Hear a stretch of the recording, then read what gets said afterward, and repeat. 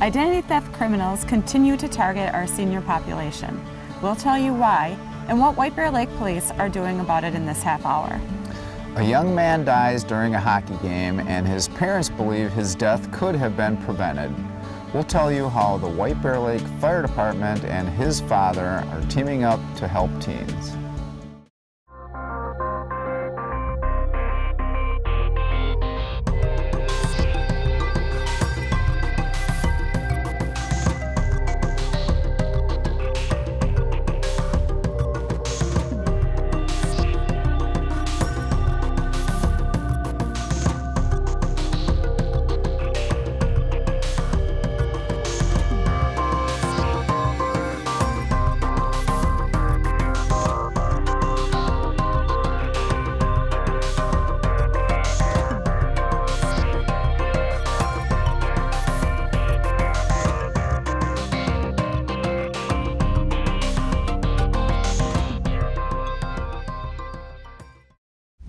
Hello, I'm Tracy Minarchek.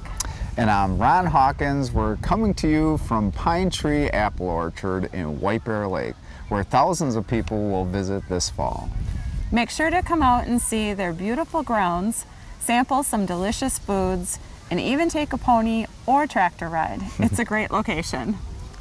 So we're used to being in front of the camera for the show, conducting interviews and such. Do you want to talk to the viewers about our recent appearance on maybe a more widespread Yeah, don't viewing? worry, we're not leaving the show.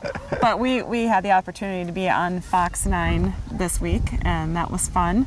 It was interesting to see how they do things, and but it was very quick. It was like when we have guests on here, it's very fast having a guest on. So. Yeah, the Fox 9 morning show. So yeah, it was very interesting. And we were there talking about Jeff Loke's charity, Special Teams Charities, and their drive in October for kids in emergency rooms needing stuffed animals and toys. So it was for a good cause. Yes. In 2014, Patrick Schoonover collapsed on the ice just moments after scoring the game's first goal during a high school hockey tournament. First responders were unable to revive him. It turned out Patrick had heart defects that hadn't been discovered during physicals or exams. Well, now Patrick's family is working to help other families, and they're teaming up with the White Bear Lake Fire Department. We caught up with Patrick's father recently to talk about Play for Patrick.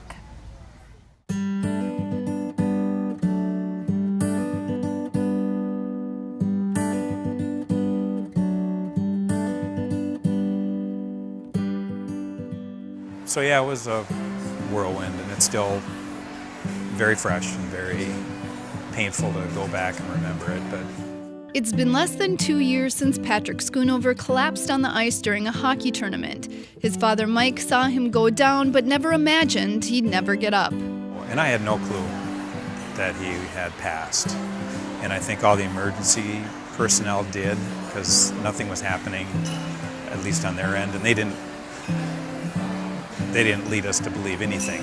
You know, as far as we knew, we were going to go back to the hospital and he was going to be okay. It was later at the hospital a doctor finally told him Patrick was dead. And it wasn't until the medical exam revealed Patrick died of heart defects and not a hockey injury. Within the first week of Patrick's passing, Mike made a commitment to help other families, and soon, Play for Patrick was established.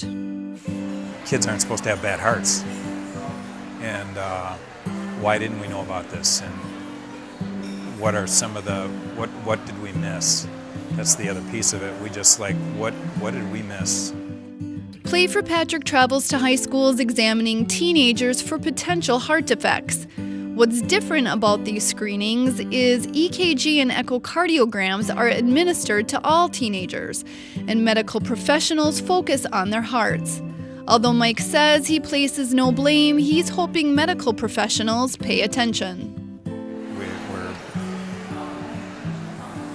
We don't want to put this on anybody that somebody did wrong, but somehow the system failed our son. And we don't want other kids and other families to go through the same thing. The Play for Patrick screenings discovered a hole in a 15-year-old Rosemont girl's heart. If it hadn't been detected, she would have needed a heart-1 transplant in her mid-20s. The Schoonovers are hoping to help more families, and Mike says Patrick would approve. I know. Knowing that he's helping others, he's just that quiet leader, and I know he'd be happy. I know he'd be proud.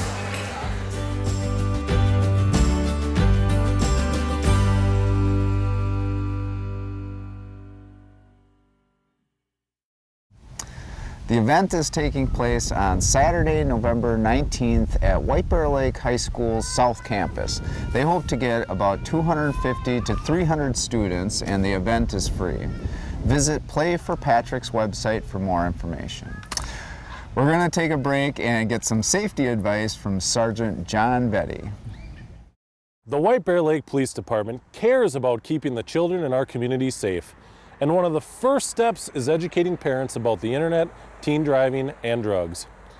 The department will host a free safety information night for parents here at the high school's South Campus. Have you heard of K2, Spice, or robo-tripping? It's scary stuff, but we'll educate you on what it is and how to keep your kids away from it. We'll also talk about teen driving laws and safety, as well as the dangers of social media and iPhone apps. The safety night will be held Thursday, November 10th, and we're including a free dinner at 5:30. Which is a great opportunity for you to get to know us. Breakout sessions will go from 6 to 8, and the session is for adult only, as student sessions will be hosted separately. For more information, contact me, Sergeant John Vetty. We've had a great turnout in the past, and we encourage all parents and guardians to join us. The more you know, the better you'll be informed to keep your kids safe. I'll see you next time.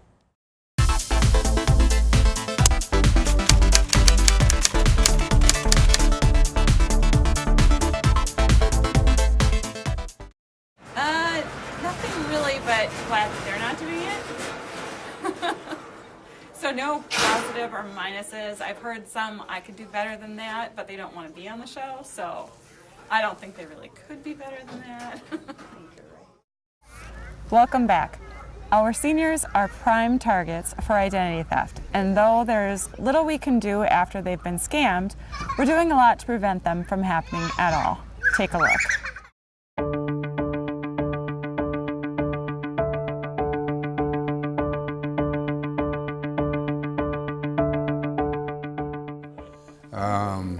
We're much slower. We're slower on our feet. We're slower in our brain.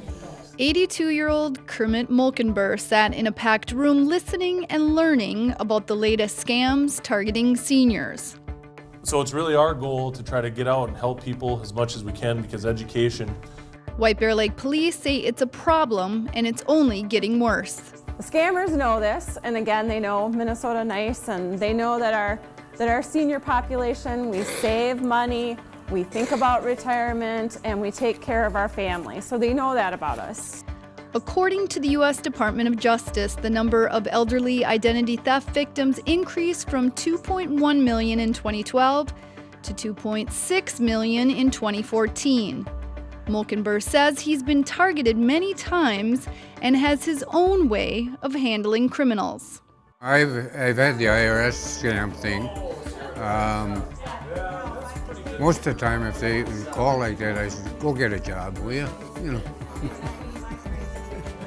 And hang up the phone. You know. Sergeant Vetty and Officer Menarchek took questions and addressed concerns from seniors, and there were many. Over here, and then we'll go across the room. And more than a few shared their own scamming stories. Some of the most common include the IRS, grandparent, jury duty, and green dot money card scams. Reality. So these two ladies were scammed. They bought a bunch of these green dot money pack cards and, gave it to a scammer. Look how happy they are. They're not very happy, are they? So we don't want anybody to be these nice poor ladies. That's the way people look when they come to the lobby, when they've been scammed. Yep. In most cases, there isn't much police can do to help victims get their money back. By reaching out on the front end, they hope to curb this growing trend. And Mulkenber says help comes at just the right time. The country is half nuts right now. It really is. I mean, people are crazy. The stuff they do, the things that they do, and you can get depressed awfully fast. Apartment number 320 at 2256th Street. So it looked like there was a good turnout, but Yep. unfortunately it's crazy how many scams there are out there. Yeah, and we've still had victims since we can't get to everybody. So if you've been to the presentation, get the word out. If you haven't, if somebody calls you, they're demanding money, it doesn't matter if it's the IRS, who it is, hang up the phone. We've had people that have gotten a call saying they're from the IRS, and they keep them on the line and they talk to them all the way to the bank.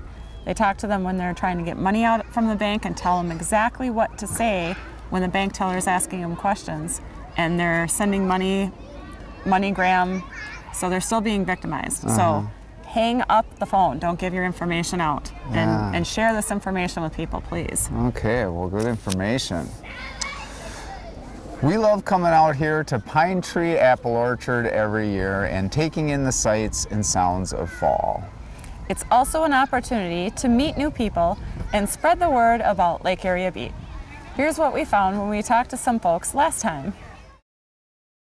We're talking to some people out here at Pine Tree Apple Orchard about our show. Have you ever seen our show before? I have not, sorry. Okay. I'm sorry, I haven't either. Okay, that was awkward. Tell us, what is your favorite thing about the show? The deep, in-depth interviews. Okay, and so who have we had on the show that you've particularly wanted to, or you've really enjoyed? You haven't seen the show. Oh yeah, really. I have. I bet if they knew that we were on Facebook and they could watch it on Facebook, maybe they'll like us on Facebook and watch it. We could do that. So hypothetically, you're on your computers and you're going to Google the show. What's the name of the show? Oh, I got an easy one. What are our names? Teresa? No! Say we're really trying to boost our viewership and we really, really want to have some viewers. What could we do to get you to watch the show?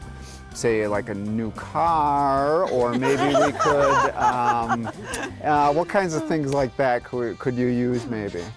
I think, oh, you mean what we could use? I was just thinking about having women in business, tell their stories. All right, and you are a woman in business, and all of you guys are. Wow, so we don't have to go out and buy you guys cars or anything like that. I love that because we have a very low budget. And the name of the show? White Bear Area Lake Pine Tree. Erie, Pine Tree, Lake. Beat. What if I just randomly brought my taser out and just tased somebody, like, I don't know, Ron? Oh, Would you guys tune in for that? you guys think that's entertaining? Yeah? Yeah? That is not entertainment. We always manage to meet good sports, don't we? We do.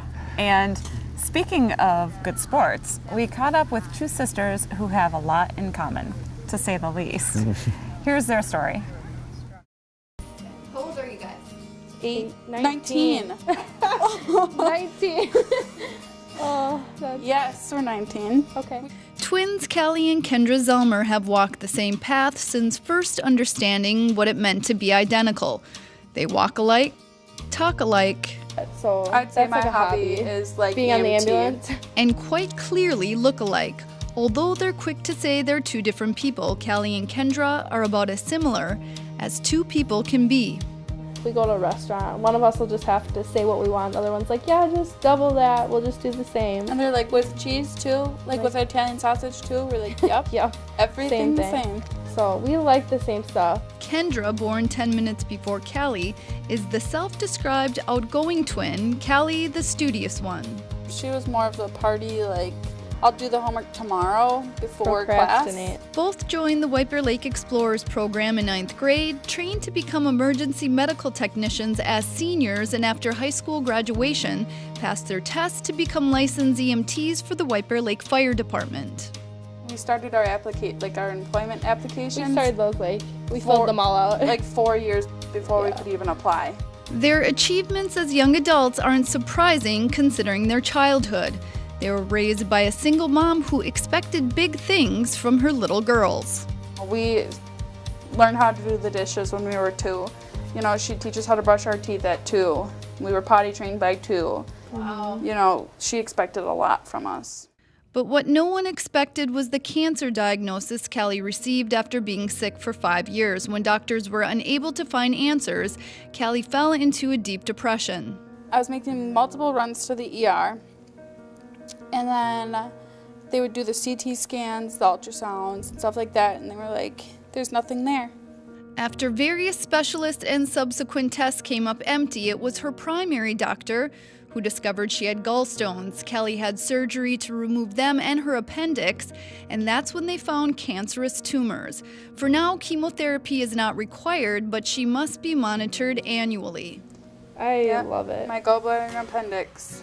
As difficult as cancer was for Callie, the experience was just as hard for her twin, who says she can sense her sister's pain and her absence. You don't feel whole, almost. I mean, the pain, we feel each other's pain when she had her surgery. It was very hard. With the long list of events in their relatively short lives, they found strength in togetherness, finding little need to separate. And the thought of one day leading separate lives is something they try not to think about, but know will come. Someday much further down their mutually traveled road. We don't want to ever feel like we aren't twins anymore or separate completely. But to have our own lives, we talk about it and we're okay with it. We know that when it comes and when the time's appropriate and it's time to go our own ways, we're okay with that. But it'll be hard.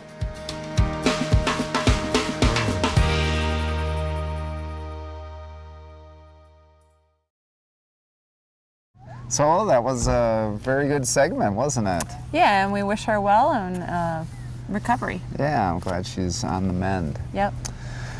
We're gonna take a break, but stick around. There's more of Lake Area Beat coming up.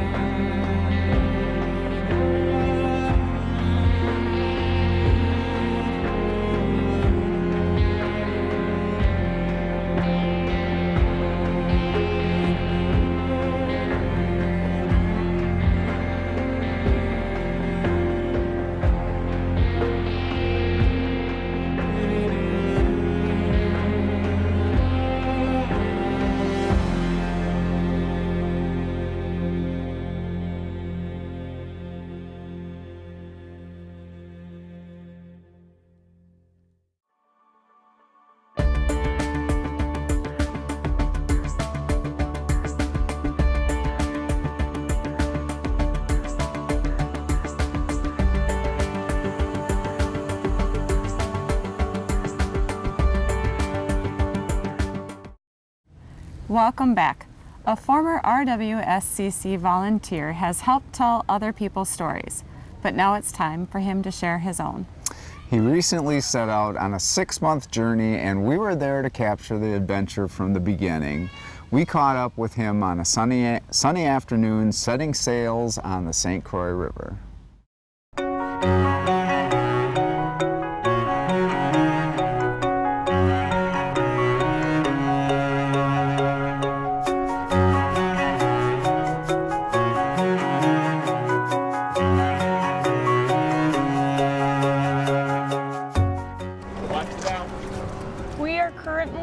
Outside of Stillwater on the St. Croix River, and we are heading to Florida. We left 3 days ago from Interstate Park in St. Croix Falls and are heading to Florida in this little boat that we built. We are going to take the St. Croix River to the Mississippi River at Prescott and then take that all the way down, and our plan is that when we get to Louisiana we turn left and coastal hop and take the intercoastal back to Florida. So we're on day 3 of what we estimate to be about a 6-month journey. That's what we're doing. How many miles? I think it's 30 miles from here to where we started. Yeah. We're about 30 miles in. We're getting better. I'm looking forward to it. We've been planning this whole journey for over a year and a half. And all the planning and the work that we put in up to this point is now finally, happening. Now finally part of part of the journey is begun, and it feels so good to just be out on the river and not just working on the boat and thinking about it anymore.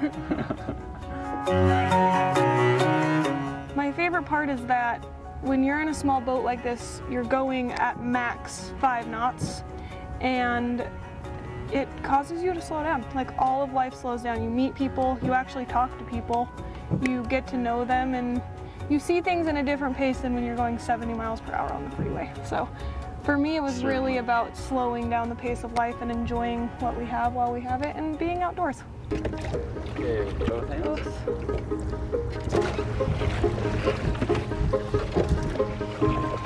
Each one of these pieces on the boat is an individual strip that we ripped off of either a 2x4 or a 1x6, and they were then edge glued one at a time into this big, in the terms of this piece particularly, a big sheet.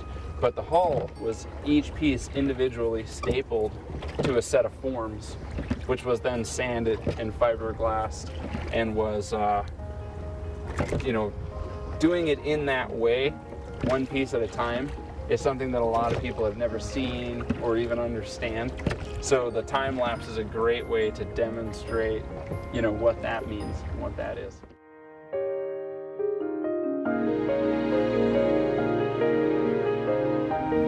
When you make your priorities solely based on just food, water, shelter, it opens you up to a pace of life and to a priority system of living that is completely different than anything that we really find when you have a job.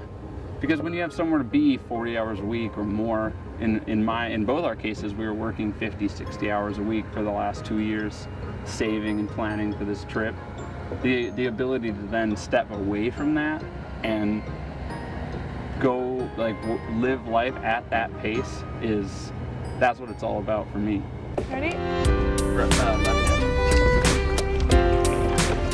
I think a lot of people too, they don't have any understanding of the real river system of America.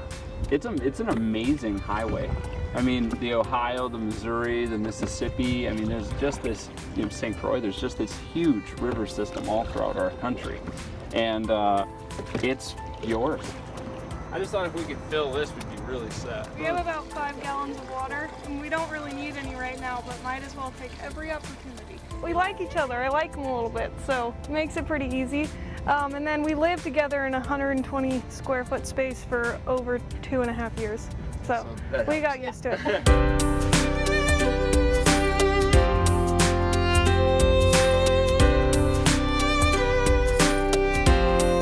It's a totally different way to see the United States as a whole.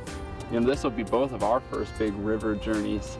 And we've both camped on rivers and spent time on them, but this is different. The last few days, it's only been just the beginning, and it just has been wonderful. It's been so fun.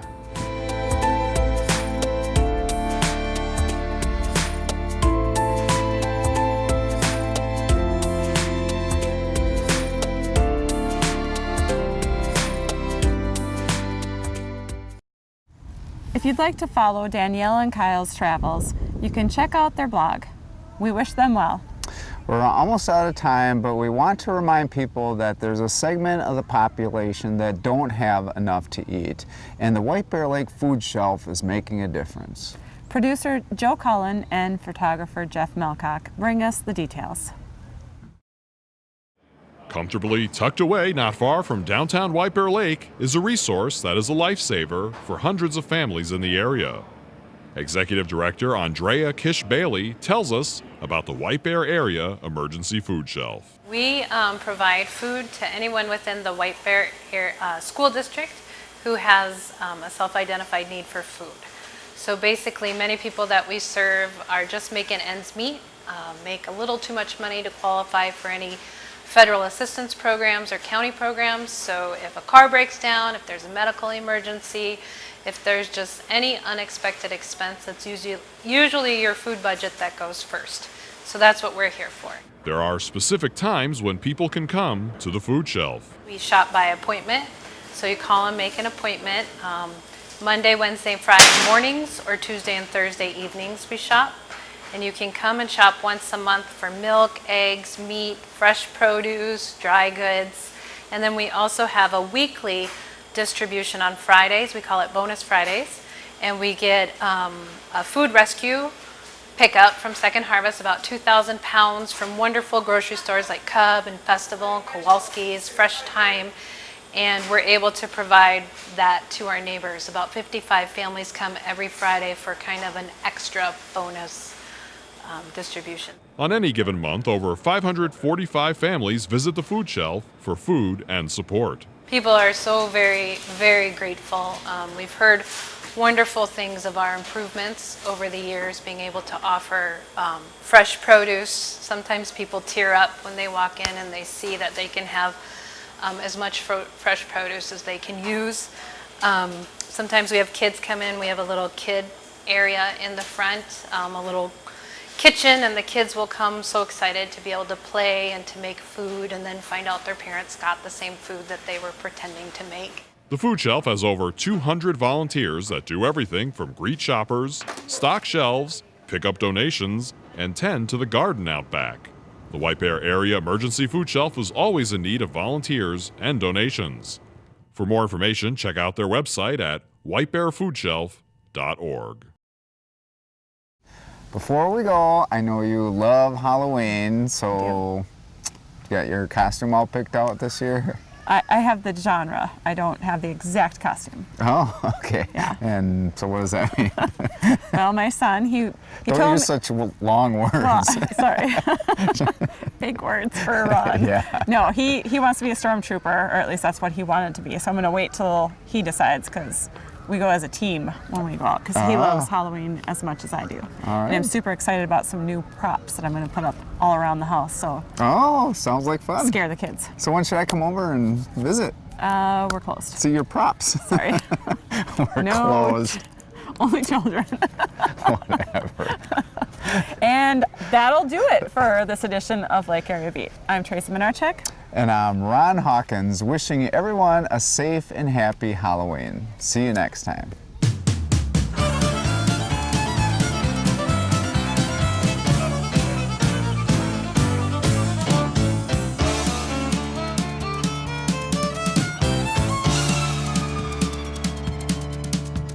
The devil went down to Georgia. He was looking for a soul to steal. He was in a bind because he was way behind.